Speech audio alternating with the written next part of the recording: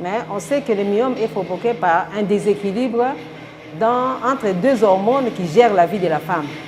Et puis le myome, c'est une maladie qui atteint essentiellement les femmes noires.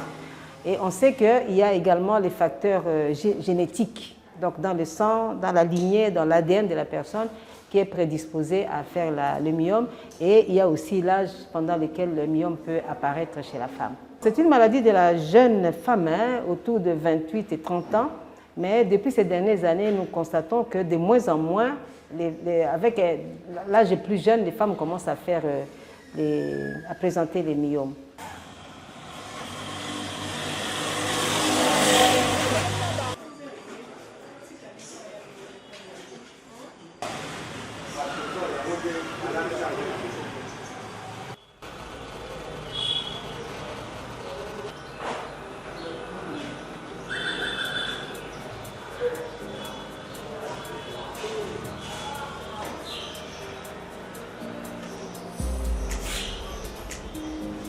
Seulement cette année, j'ai fait des fausses couches, mais je ne savais pas c'était dû au myome. C'est seulement le mois passé, après avoir fait l'avortement, le mois qui suivait, j'ai réglé. J'ai trouvé que c'est normal, comme toute une femme qui voit ses règles. Et je croyais que, comme d'habitude, les règles peuvent faire 3 à 4 jours. Mais j'ai réglé jusqu'à ce que j'ai totalisé 2 semaines. Ça m'avait étonnée, ça m'avait tiqué vraiment. Je me suis décidée d'aller à l'hôpital.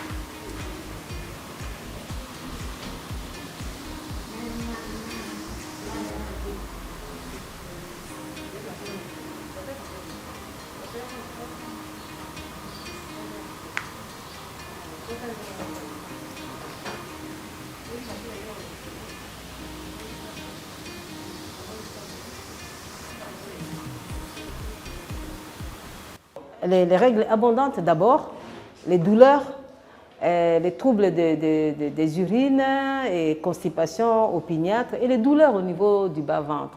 Les 2 premiers signes. Ensuite, c'est lorsque la femme est en âge de procréer, comme on dit, et ça peut se manifester par des avortements à répétition.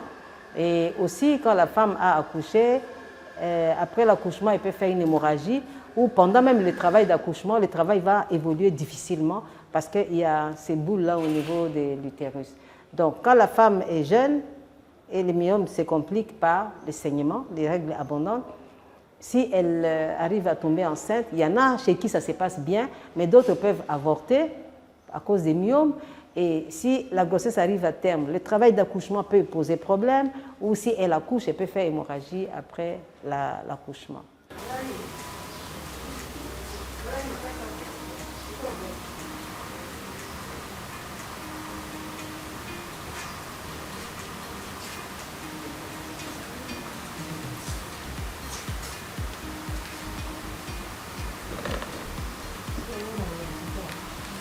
Quand je suis partie à l'hôpital, j'ai exposé les problèmes. Après avoir consulté, on m'a dit de faire l'échographie. Ce n'est qu'après avoir fait l'échographie qu'on a constaté que j'avais les myomes. Et les myomes là, c'était à l'utérus. Ça nécessitait vraiment l'opération. Mais comme j'ai saigné beaucoup, avant de m'opérer, on m'avait d'abord prescrit quelques produits que je prenais. Et c'est seulement après presque 1 mois, quand les règles se sont arrêtées et 1 semaine après, j'ai été opérée.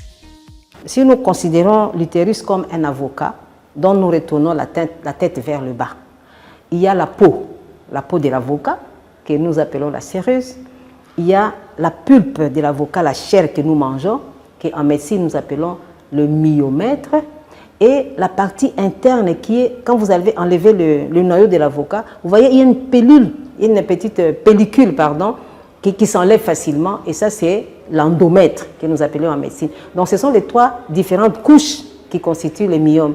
Alors, si le myome siège au niveau de la peau, généralement, ce sont les myomes qui peuvent aller très très très grands parce que ça ne gêne pas beaucoup la femme.